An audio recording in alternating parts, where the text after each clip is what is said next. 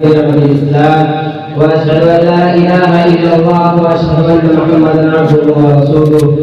اللهم صل وسلم على نبيك محمد وعلى آله وصحبه أجمعين. أما بعد فأعوذ بالله من الشيطان الرجيم. بسم الله الرحمن الرحيم. معزز السامعين الكرام وقابل قدر مهمان العزام، دستور ہند میں آرٹیکل 30 کے روپ سے مسلمانوں کو تعلیم میں قائم کرنے اور ان کا نظم چلانے کا حق حاصل ہونے کے باوجود آج مسلم تنظیموں اور ٹرسٹوں کے ذریعے قائم کردہ دینی اداروں کو متعدد خارجی مسائل کا سامنا ہے۔ چنانچہ مدارس اسلامیہ کے حوالے سے تمام تر تاریخی کردار حقائق سے موڑ کر دینی اداروں کو دہشت گردی کا ڈرا دیا جا رہا ہے۔ باغیانہ مزاج رکھنے کا الزام لگا کر آئے دن حملے ہو رہے ہیں۔ مسلمانوں کو پریشان کرنے اور اسلام سے دور کرنے کی پوری کوشش کی جا رہی ہے۔ معمولی باتوں کو ہو بنا کر میڈیا کے وسیلے سے دنیا کے سامنے پیش کیا جا رہا ہے۔ عربی مدارس کو بند کرنے اور ان پر قبضہ کرنے کا بہانہ تلاش کیا جا رہا ہے۔ مدارس اسلامیہ جو ملکوں کے لیے سالمیت اور قومیت کی پہچان ہے، انہیں ملکوں کے لیے خطرہ بتایا جا رہا ہے۔ ملکوں کے غداروں سے پوچھنا چاہتا ہوں کہ تعلیم کا مقابلہ کرنے کی ناپاک کوشش وشو ہندو پریشد کی سرگرمیاں بجرنگ دل کا 30 سال کے مسلموں کو اسلحہ کر کے دے کا ناپاک منصوبہ مثالی ملکوں پر ہندوؤں کو توڑنے کا مضمون عدم اور شیو سینا کے گنڈوں اور رہبروں کے ہتھیاروں کی دہشت گردی یہ ملک کی سالمیت اور قومیت کی کوشش ہے۔ مراد آباد جنگل کا بھیمانہ مرد کرنے والے کون تھے؟ سرزمین کانپور میں آگ ان کی ہونے والے کون تھے؟ متھرا میں عملی افراد کی لاشوں میں جلانے والے کون تھے؟ احمد آباد میں ہزاروں نوجوان بوڑھے اور معصوم بچے اللہ کی امت کی سنانے والے کون تھے؟ جمہوریت کے مقامات تھے، ملکوں کے وفادار تھے، نہیں حریف نہیں بلکہ ملکوں میں فتنہ اور فساد بھڑکانے والے اور قومیت کو مجروح کرنے والے افراد تھے۔ ملکوں کی سالمیت اور اس کی گنگا جمنی تہذیب کو پناہ کرنے والے حکومت ہند کے لاڈلے اور پیارے تھے۔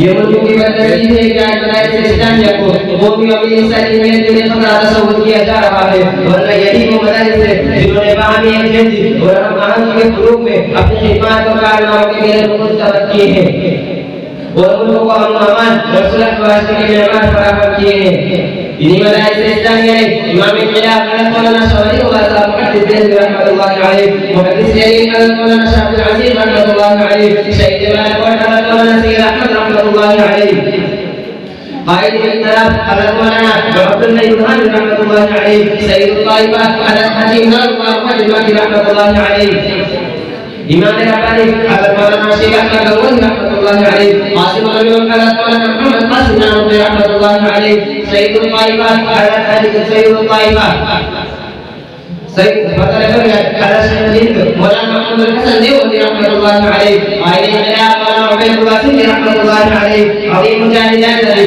مولانا سید منت اللہ صاحب رحمانی رحمۃ اللہ علیہ، غازی ہند حضرت مولانا ابوالکلام آزاد رحمۃ اللہ علیہ، زعیم الخلافة حضرت مولانا محمد علي رحمة الله عليه، مجاهد شرعي الخلاف حضرت مولانا حسن الروحاني رحمة الله عليه، مجاهد الجليل حضرت شيخ الإسلام مولانا سيد حسين أحمد مدني رحمة الله عليه، نور الله مرقدهم جميلة إسلامية الفكرة سماعي وقت آفة ومكة وجهاد أسان کے قابل صالح تھے۔ ان سب کی ساخت مردان سماعت ہوئی، ان میں شوق جہاد جوش انقلاب اور آزادی وطن کے لیے جانسانی کا اس نے پیدا کیا۔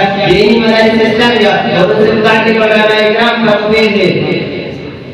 بہرحال مدارس پر جو آیا ہوا ہے اس صورتحال میں محدث احتجاج یا انسان کی نمائندگی میں سے زیادہ ایک منصوبہ بندی پر عملی بنانے کی ضرورت ہے۔ موجودہ حالات میں مدارس کا نظام اور اس کے تحفظ کے لیے دفاعی و انتظامی دونوں طریقۂ کار کی ضرورت ہے۔ اس لیے اگر مدارس کا حل کو چاہتے ہو تو ہم چھوٹے موٹے قوموں میں انقلاب والے ہوں گے، ایک کام کرا کر اتحاد کا بنانا ہوگا۔ مدارس کے حوالے سے ملکی باشندوں میں پھیلائی جانے والی فیک نیوز اور پرنٹ میڈیا کے ذریعے پرنٹ میڈیا اور الیکٹرانک میڈیا کے ذریعے متعدد زبانوں میں کرنی ہوگی۔ اہل مدارس کو دستوری اور قانونی پابندی کے ساتھ اپنے نظام کار اور سرکاری کو اپنے اقدام کی طرح رکھنا ہوگا۔ اس لیے تمام مدارس اپنے وفاق دستوری اور قانونی پابندی کے ساتھ اپنے نظام کار کو سرکاری اور اپنے اقدام کی طرح رکھنا ہوگا۔ اس لیے ضروری ہے کہ تمام مدارس سے وقف کرائیں، پھر اس کی ذمہ داریوں کی سیاسی اور سرکاری سطح پر کرنے والے ہم لوگ وقتوں پہ کا جواب دیں۔ مدارس میں انعقاد کی رات گزارنے کے لیے الیکٹرانک میڈیا اور میڈیا کا استعمال کرنا ضروری ہوگا۔ بس اس بات پر میں اپنی تقریر کو مکمل کرتا ہوں۔ واخر دعوانا الحمد للہ رب العالمین۔